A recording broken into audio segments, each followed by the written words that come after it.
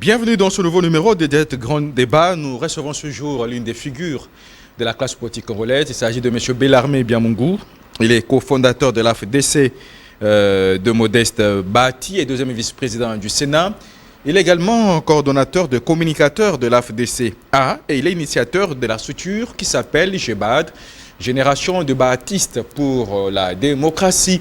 Mais nous en saurons encore plus. Nous avons entendu parler d'une nouvelle structure dont il est président, les défenseurs de la République, dont il est coordonnateur. Nous en saurons plus avec notre invité. Mais avec lui, nous allons parler de cette sortie médiatique qui fait parler d'elle, du professeur Modeste Bahati, autorité morale de l'AFDC-A. Il a tout dit, de l'union sacrée, du poids politique de ce regroupement politique, de son appartenance à l'union sacrée, de son soutien au chef de l'État Félix Tshisekedi. Mais Modeste Bahati a lâché. Il a dit qu'il y a de cela qui ne travaille pas pour l'intérêt du peuple congolais, mais qui amasse les biens et les richesses pour challenger Félix Tshisekedi en 2028. Monsieur Bellarmé Biamungu, bienvenue.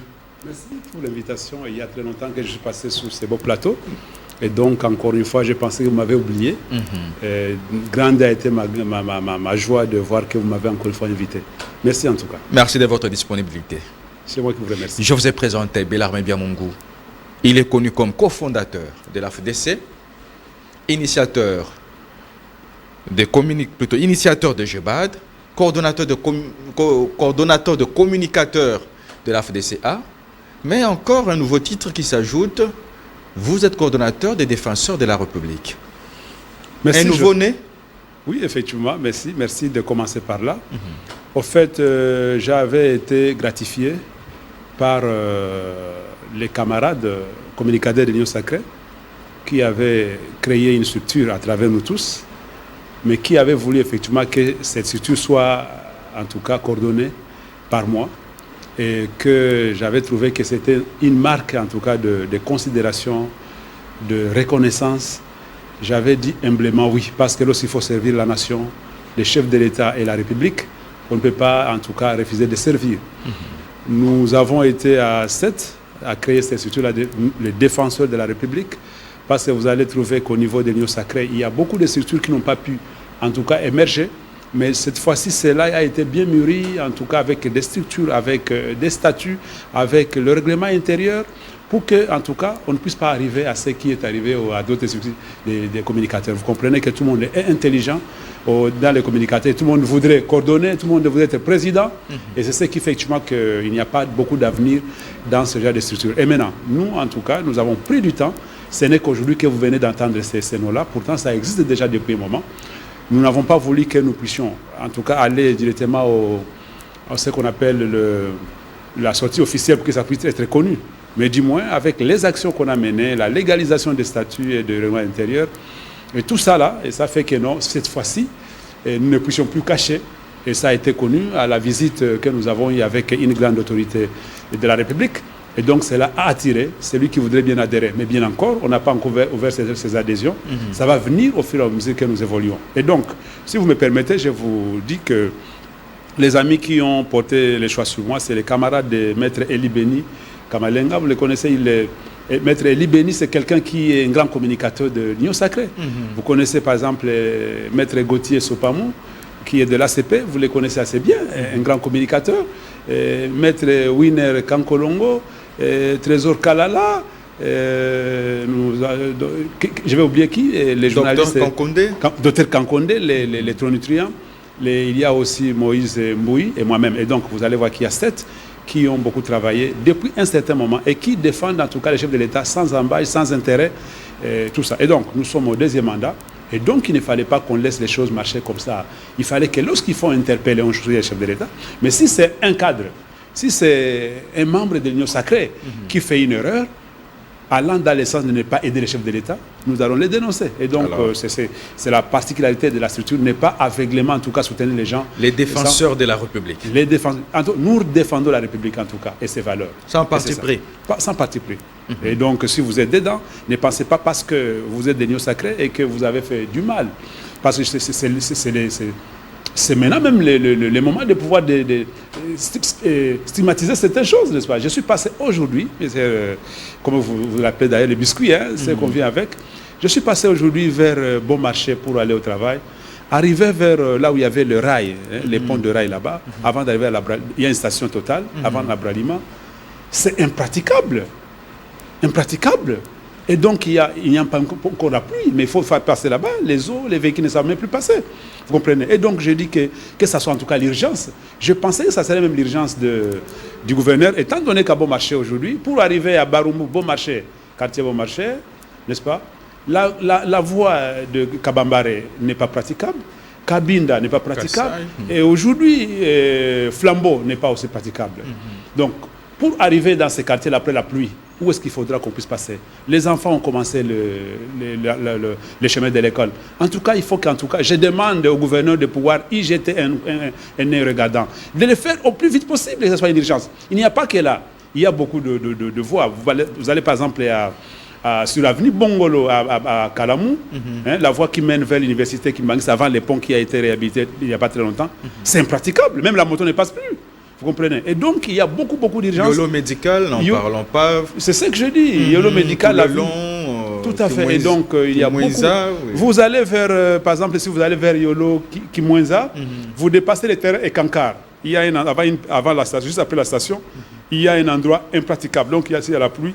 Alors, je vais vous citer beaucoup d'endroits comme ça.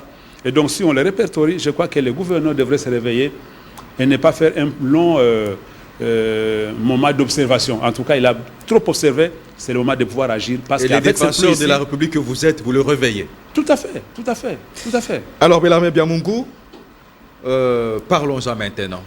Ce qui a fait couler beaucoup des salives, ce qui était attendu par tout le monde, c'était cette sortie médiatique. Hein, il est fait rarement, hein, le professeur Modeste Bahati. Il a tenu un point de presse au centre interdiocésain de Kinshasa. Est-ce que cette sortie médiatique était-elle opportune? Merci, hein, Joseph, pour cette question. Vous comprenez que depuis que nous avons créé l'AFDC en 2010, je peux vous dire clairement que c'est la deuxième conférence de presse que je vois être animée par notre autorité morale Modeste Bahati. Il parle peu, il ne parle pas beaucoup. C'est vrai qu'il est un grand communicateur, mais il n'est pas dans les polémiques des politiciens, hein, les polémiques politiciennes. Et lorsque vous les voyez sortir comme ça, donc il y a de quoi. Cela fait suite effectivement à plus d'une quarantaine de déclarations, en tout cas par les fédérations. Nous en avons sous l'ensemble des républiques au-delà des 30, parce qu'il y a 29 plus les 8 de Kinshasa. Nous avons connu aussi des déclarations de la Ligue des jeunes, qu'elles soient de Kinshasa ou ailleurs, de Ligue des femmes, les ONG et associations, et beaucoup d'autres cadres qui se sont déclarés dans ce sens-là. Beaucoup, c'est devenu d'ailleurs le sujet de beaucoup de médias ici à Kinshasa et ailleurs, n'est-ce pas? Et donc, en tant qu'autorité morale, en tant que parent de l'AFDCA, en tant que président statutaire, il ne pouvait pas se taire. C'est comme ça que finalement, il fallait qu'on puisse prendre acte. Il a pris acte de toutes les déclarations et il a en tout cas répondu favorablement à ce que la plupart des déclarations avaient demandé, de pouvoir organiser un congrès pour qu'on puisse évaluer, n'est-ce pas, les partenariats que nous avons avec notre partenaire au sein de l'Union sacrée. Et donc, lorsque vous êtes dans une famille où vous faites des efforts, vous faites des prouesses, mais on ne vous récompense pas à juste titre, à juste valeur, n'est-ce pas? Il y a de quoi se poser des questions. Et donc, je donne toujours cet exemple-là, partout où je suis passé.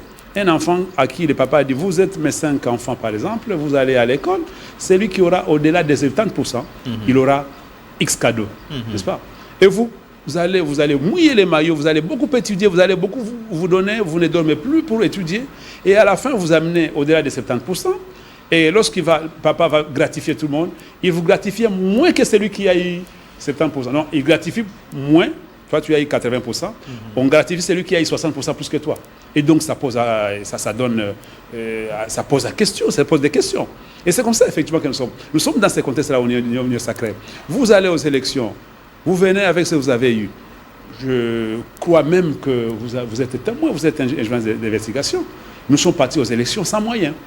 Et donc, la plupart des gens qui ont eu des députés, des sénateurs, des députés provinciaux et des conseils municipaux ont vendu soit leur maison, ont hypothéqué soit leurs biens, ont pris même peut-être de crédit en banque, n'est-ce pas, ou comme ça, n'est-ce pas. Et à la fin, vous amenez 40 députés nationaux, parce que c'est notre cas, et qu'à la fin, on vous dise que vous avez 2 députés, plutôt 2 ministères.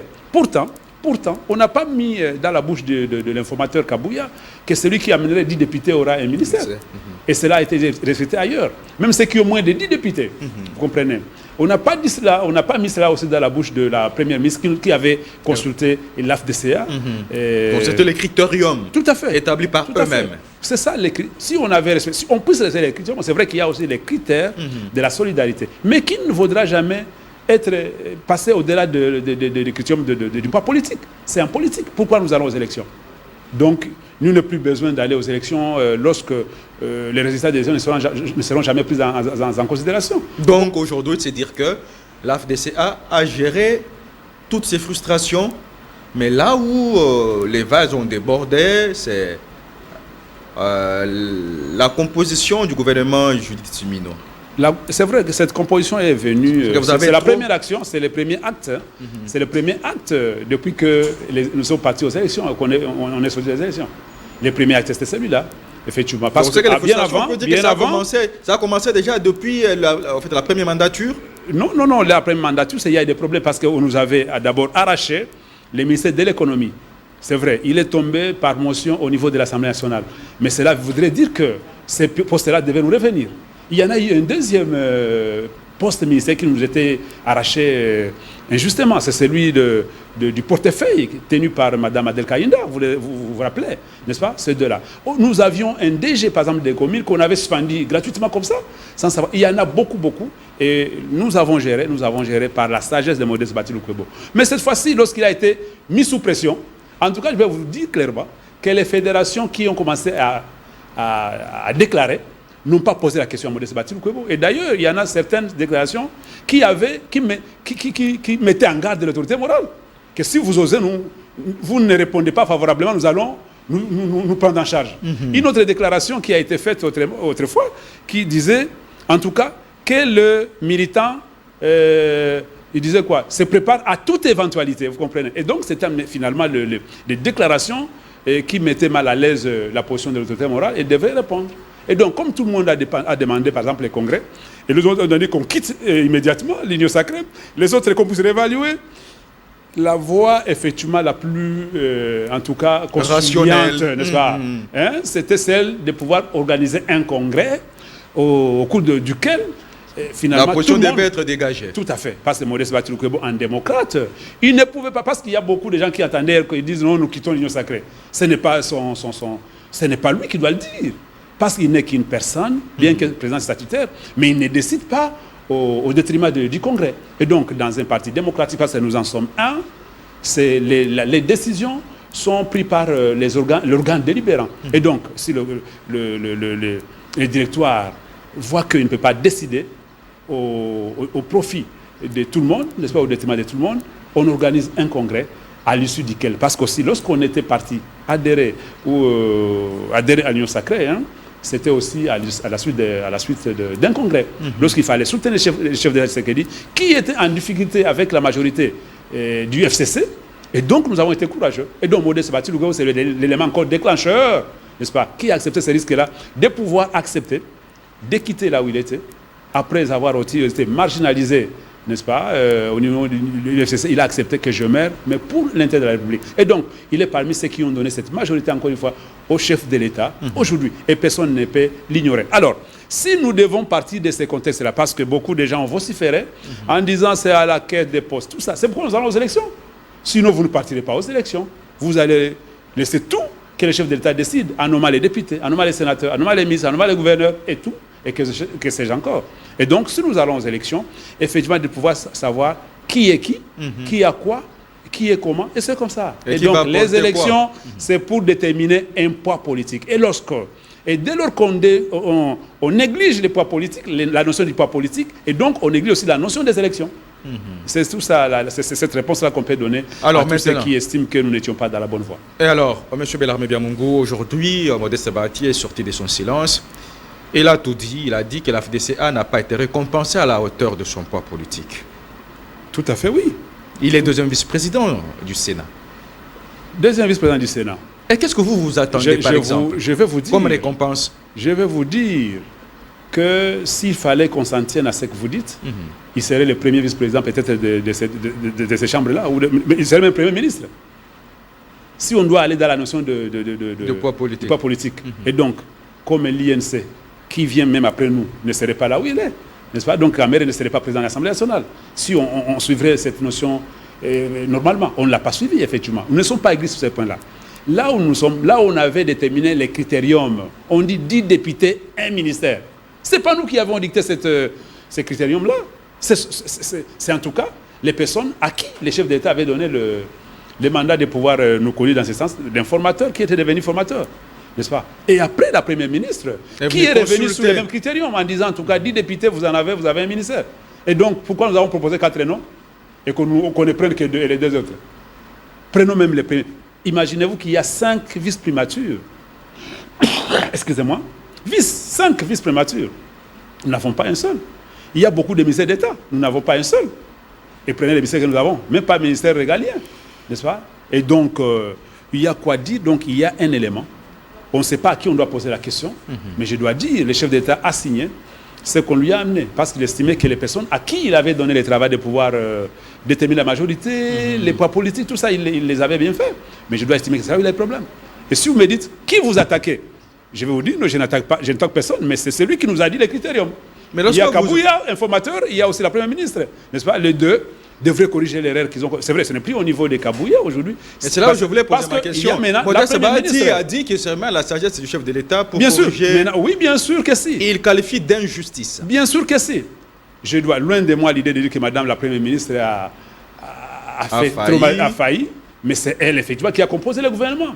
Et c'est elle qui a fait la liste au chef de l'État, n'est-ce pas? Et donc, à qui devra-t-on s'adresser?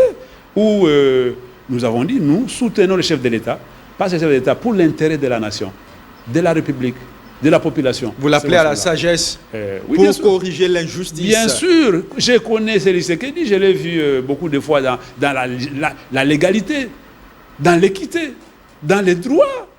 Dans les peuples d'abord, n'est-ce pas? Et donc, il ne manquera pas de voir corriger cette injustice-là. Et au cas où l'injustice ne serait pas corrigée? Vous comprenez qu'il y a... Et lorsque vous dites que l'injustice soit corrigée, ça veut dire, peut-être s'il y aura remaniement...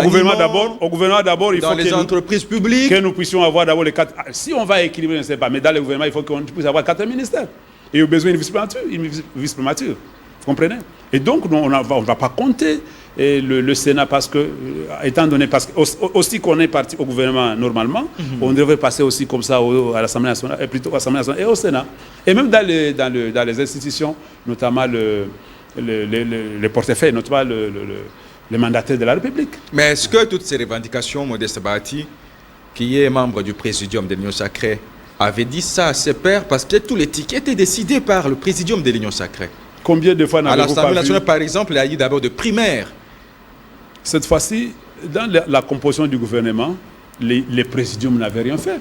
Parce que l'un d'eux a été choisi comme, n'est-ce pas, comme informateur. Et donc, l'informateur n'est pas venu poser la question au présidium, pas du tout. Il a fait son travail en fonction des missions, du pouvoir lui attribué par le chef de l'État. Il a été nommé, vous le savez, par ordonnance présidentielle. Et donc, c'est lui qui nous a rencontrés. Je n'étais pas dans la délégation, mais dis-moi ceux qui étaient là nous ont rapporté, qui leur a dit, en tout cas vous avez dit, c'était ça. Et on lui a donné les nombres des députés que nous avons, et même les noms. Nous sommes les rares partis politiques, AFDC, qui a eu les députés sur toutes les temps de la République, en tout cas dans les points, pas dans un seul coin. Le Modeste Bahati n'est pas un leader d'un coin. Nous avons eu beaucoup de députés ailleurs que chez nous, au Sud Kivu. Vous comprenez? Et donc, c'est un leader sur toute l'étendue, même en Europe. Nous avons beaucoup de fédérations. Vous comprenez? Vous avez été témoin, vous avez même coordonné la communication lorsque j'ai créé la génération des bâtisses pour la démocratie. Et donc, j'avais trouvé que Maurice Bahati, c'était cette conne-là, qu'il ne fallait pas qu'on puisse attendre qu'il meure pour parler de lui. Vous êtes témoin. Vous avez vu l'engouement de tout le monde des jeunes. Et vous êtes témoin aujourd'hui comment ça s'est aussitôt créé, il n'y a qu'une année, mais nous sommes dans plus de 15 pays étrangers. n'est-ce pas, 15 pays étrangers, avec une bonne représentation, avec des effigies, avec des écharpes, avec des drapeaux, avec une idéologie baptiste. Il est parti, par exemple, en Belgique, et vous avez vu comment il a été reçu par les gens portant les effigies de la GEBAD. Et donc, Modeste Batilou Kebo, c'est cette icône-là qu'il faut. On lui a posé beaucoup de questions, vous étiez là. Il a, en tout cas, éclairé les Mais on l'a posé la question sur son ambiguïté. Il dit son indignation, mais il dit soutenir les chefs de l'État. Il n'est pas indigné contre l'Union sacrée. Batilou Sa Kebo, position est hybride. Il n'a pas été celui qui était indigné contre les chefs de l'État. On connaît qui a mis en place un gouvernement. Vous le savez. Ça, c'est là que vous attaquez. Les chefs d'État ne nous avaient jamais dit que si vous avez dit député, vous avez un ministère. Non, pas du tout. Les gens qui nous ont dit ça, c'est la première ministre et l'informateur. N'est-ce pas? Dès lors qu'ils sont encore vivants et qu'ils sont encore en fonction, ce sont eux qui devraient bien dire, en tout cas, nous avons failli dans la composition de ceci, parce que nous avons oublié que Modeste Batilou Kebo et son parti politique et son roman politique avaient droit à 4 ministères. Vous comprenez? Et c'est comme ça. Et donc, il n'était pas ambigu. Je vous ai dit que si vous le faites, parce que tout le monde, notamment vous, journalistes, excusez-moi, vous attendiez qu'il puisse dire que nous quittons l'Union sacrée. Et s'il quittait l'Union sacrée, ce n'était pas lui qui devait le dire. Je vous dis que cette décision revient au Congrès, au seul Congrès, dans lequel nous tous nous devons avoir le droit de citer. Si Modeste Batilou Kebo, par exemple, si c'était son idée de pouvoir quitter, il doit défendre son idée au sein du Congrès et que tout le monde puisse décider. On vote à l'unanimité ou à la majorité absolue, ce qui va faire que l'on puisse quitter. Et donc, pour éviter ce qui nous est arrivé autrefois là, au niveau du FCC, il faut que les Congrès puissent décider sur notre sort au sein de l'Union sacrée, que nous restons ou que nous quittons. C'est une décision à prendre par la majorité. Même si, par exemple, Modeste Batilou Kebo, lui, voulait quitter aujourd'hui, n'est-ce pas? Et que les Congrès décidaient autrement, nous restons. Il n'est que la minorité contre la majorité. Étant démocrate, il doit s'incliner. Et donc, c'est cet équivoque-là, vous devez les laver une fois pour toutes. Donc, ce n'est pas lui qui devra décider, c'est le Congrès qui en décidera. Alors, que dites-vous de certains observateurs qui ont estimé que l'obstacle du professeur Modeste Bahati, c'était finalement Vital Kamerhe? Vital Kamerhe ne sera jamais l'obstacle de Modeste Batilou Kebo. Ce sont d'un leader de même province, de Sud-Kivu, qui se font la guerre, par exemple. Qui ont toujours vécu ensemble depuis très longtemps. Qui ont plutôt une guerre de leadership. Qui ont toujours vécu ensemble depuis très longtemps. Je vais vous dire qu'ils ont été dans un même bureau en 2006. Vital Kamerhe, président, Batilou Kebo, questeur de la même province. Ils sont même familiers, si vous ne le savez pas. Après, la majorité présidentielle MP avait voulu, l'AMP avait voulu que Kamerhe démissionne à la suite de son interview sur Radio Okapi sur la présence des soldats rwandais sur les sols congolais. Et après, on lui a sommé de voir démissionner. Vous avez vu tout le monde démissionner en cascade. Il n'était resté que Kamerhe. En solidarité à cela, Batilou Kebo était resté jusqu'à démissionner devant les pairs, signifie devant les députés qui les avaient élus, avec tous les risques possibles. Vous comprenez? Nous allons évoluer. Si vous regardez bien, l'AFDC, c'est un parti qui a été créé presque au même moment. Je crois 3 ou 6 mois seulement d'écart, n'est-ce pas? Presque les mêmes couleurs, rouge, blanc. Vous comprenez? Et maintenant, si on regarde les leaderships, on va aux élections en 2011. L'AFDC a 22 députés. L'UNC en a eu combien? Moins de 10. On va aux élections en 2018. L'AFDC a eu 44 députés. L'INC en a eu combien? Je crois moins de 30. 22, 20, je n'ai pas les calculs pour l'INC en tout cas. Mais c'était moins, en tout cas, moins que nous. Nous allons aux élections en 2023. L'AFDC a 40. L'INC en a aussi combien? Je crois une 40 ou trentaine. Mais du moins parce que nous avons 77 députés provinciaux, 94 conseillers municipaux, 15 sénateurs. Et si on fait la sommation de tous les élus, nous sommes au-delà de l'UNC. Et donc, comment peut-on encore voir le leadership de quelqu'un si ce n'est pas sous ses élus, n'est-ce pas? Vous comprenez? C'est vrai, Kamerhe a déjà été candidat président de la République. Nous, pas encore. Vous comprenez? Et donc, ce sont des leaders que je connais assez bien.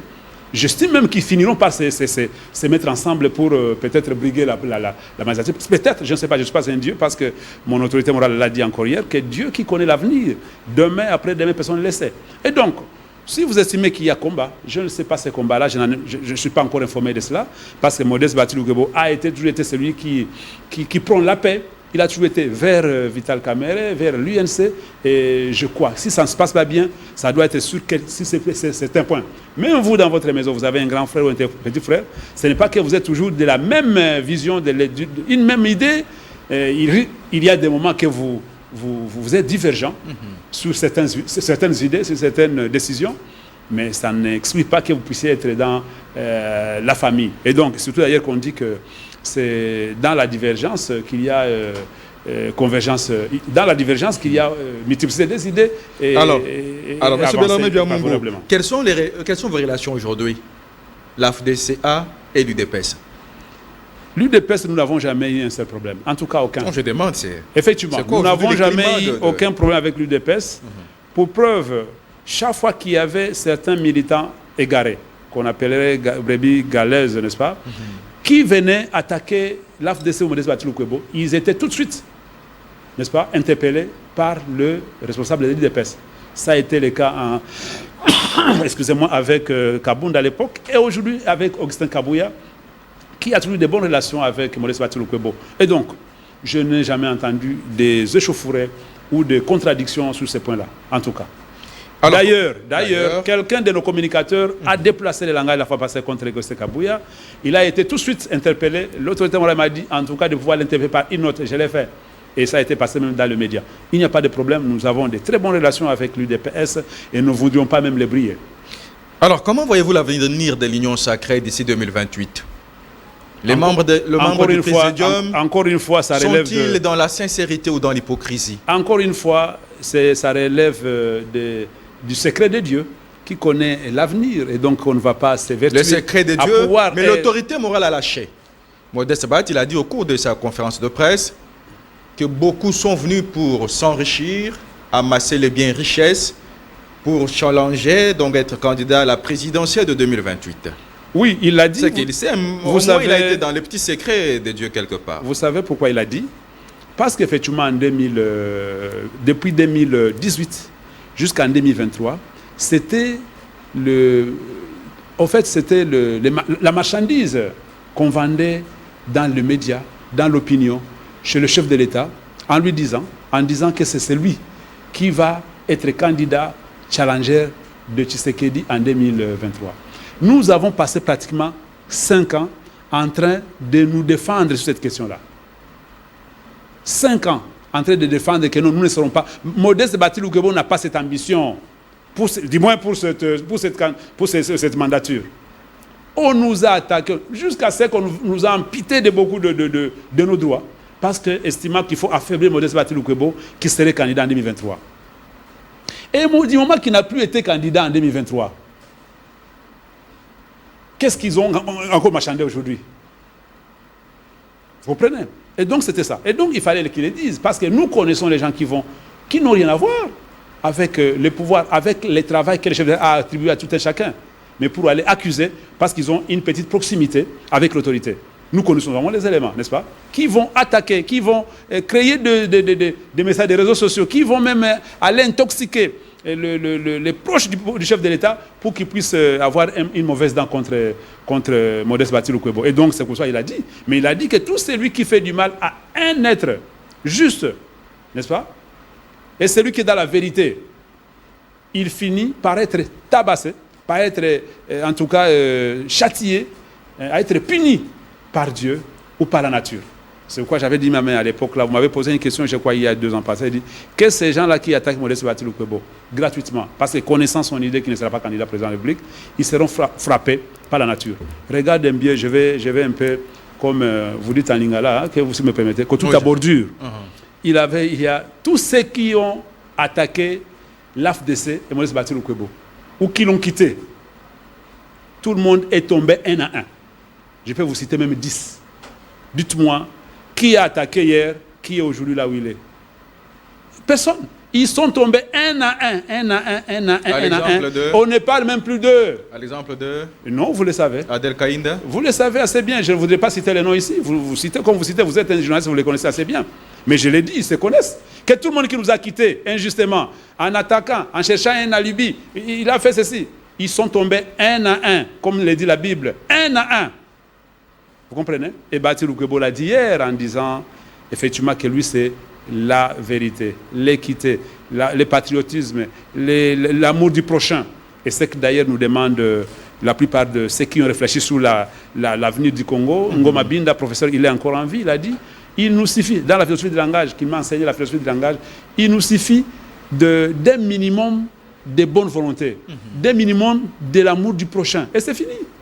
Pas amasser pour amasser, mais regardez ceux qui sont autour de vous. Vous nous connaissez assez bien. Vous connaissez tout celui qui est à côté de Mosé Bati Lukwebo. Dites-moi celui qui a une mauvaise veste, n'est-ce pas? Une mauvaise chaussure. C'est-à-dire qu'il regarde d'abord celui qui est à côté.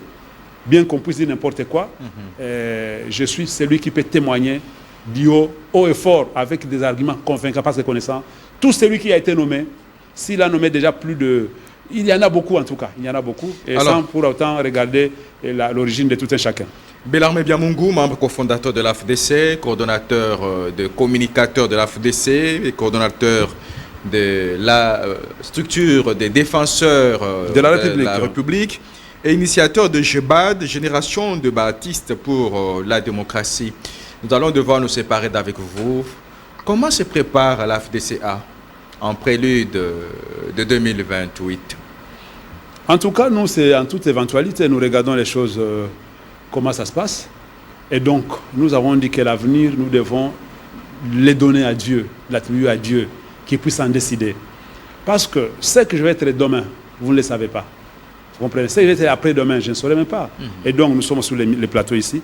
Est-ce que vous savez, à la minute qui suit, ce que nous devons devenir? Non, non, pas du tout. Et donc, nous sommes encore aujourd'hui, mais nous préparons avec ce que nous avons toujours fait sur le terrain.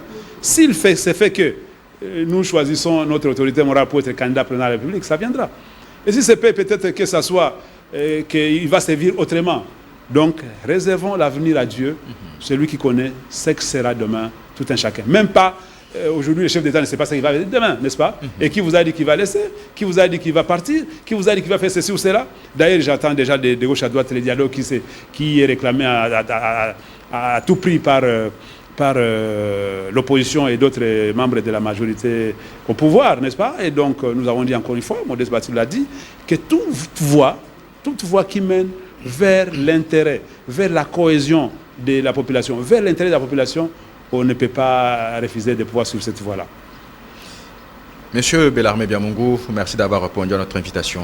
C'est moi qui vous remercie. Et comment se porte GEBAD? GEBAD se porte bien, se porte bien. Nous avons d'ailleurs été émerveillés par l'accueil de la GEBAD en Belgique, une délégation conduite par Madame Nathalie, qui est la représentante de GEBAD jusqu'aujourd'hui, Belgique et Luxembourg, n'est-ce pas? Et donc, nous sommes convaincus que l'année, si nous sommes déjà à 2 ans, 3 ans, parce que nous sommes qu'à une année, lorsqu'on aura 2 ans, 3 ans, 4 ans, on aura réalisé beaucoup d'efforts, surtout que c'est un mouvement qui est tenu par des jeunes intelligents, les jeunes baptistes, en tout cas dévoués à pouvoir défendre la République, défendre Modeste Batil Lukwebo, défendre les valeurs baptistes. Pourtant, les valeurs baptistes, il a dit hier, c'est l'amour du prochain, l'amour du pays, le patriotisme, tout ça, l'amour de Dieu, de ce quoi tout. Et donc, ne vous en faites pas, je suis très convaincu que le mouvement sera bientôt peut-être un parti politique qui le sait. Merci beaucoup. C'est moi qui vous remercie. C'est la fin de ce magazine Diat Grand Débat. Le prochain invité sur vous.